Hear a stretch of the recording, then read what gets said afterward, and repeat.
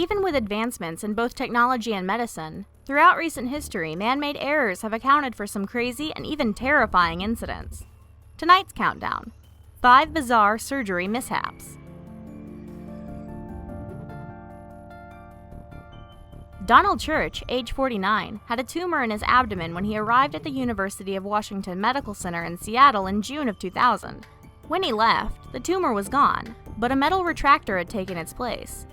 Doctors admitted to leaving the 13-inch-long retractor in Church's abdomen by mistake. It was not the first such incident at the medical center. 4 other such occurrences had been documented at the hospital between 1997 and 2000. Fortunately, surgeons were able to remove the retractor shortly after it was discovered, and Church experienced no long-term health consequences from the mistake. The hospital agreed to pay Church $97,000.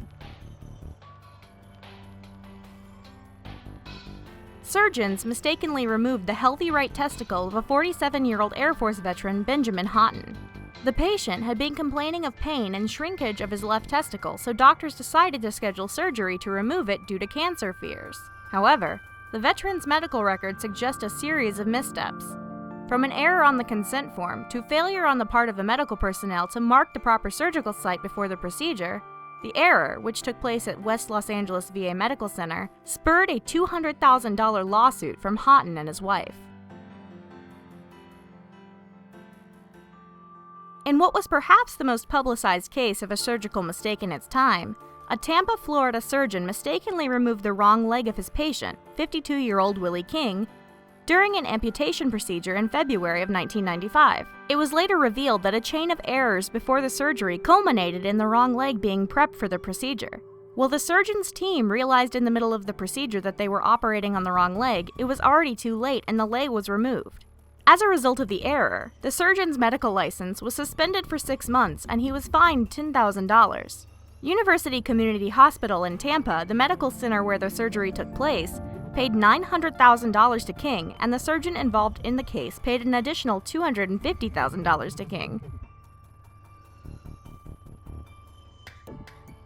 A 67-year-old woman was admitted to a teaching hospital for cerebral angiography. The day after the procedure, she mistakenly underwent an invasive cardiac electrophysiology study. After angiography, the patient was transferred to another floor rather than returning to her original bed. Discharge was planned for the following day. The next morning, however, the patient was taken for an open-heart procedure. The patient had been on the operating table for an hour. Doctors had made an incision in her groin, punctured an artery, threaded in a tube, and snaked it into her heart, which is a procedure with risks of bleeding, infection, heart attack, and stroke. That was when the phone rang and a doctor from another department asked, "What are you doing with my patient?" There was nothing wrong with her heart.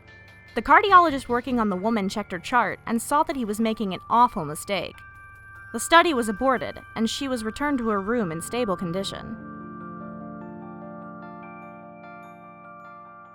For the 3rd time in the same year, surgeons at Rhode Island Hospital have operated on the wrong side of a patient's head.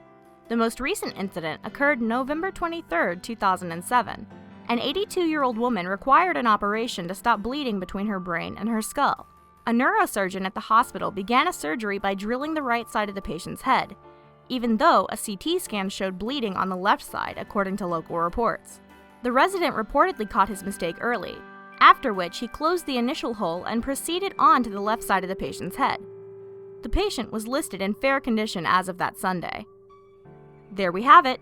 When it comes to surgeons, I think I'll check the Yelp reviews before any important procedures. Thanks for watching, and be sure to join me next week for another episode of Miss Lovely's Legends and Lore.